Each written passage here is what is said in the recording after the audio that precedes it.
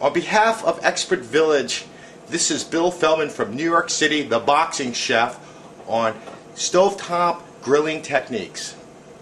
Good, now the salmon's cooking away. Takes about 30 seconds on each side, 30 to 35 seconds. So we're going to let it sit right here.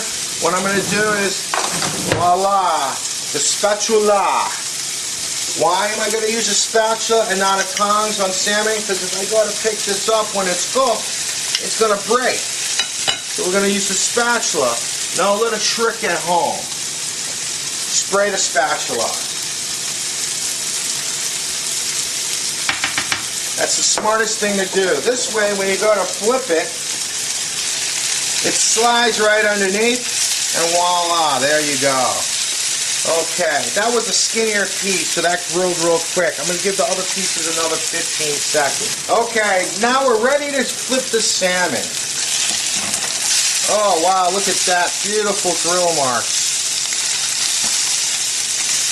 Now you notice salmon is a little oily itself. So that's why it's good that it's in this grill pan, because the oil is kind of going underneath and it's really coming off of the salmon.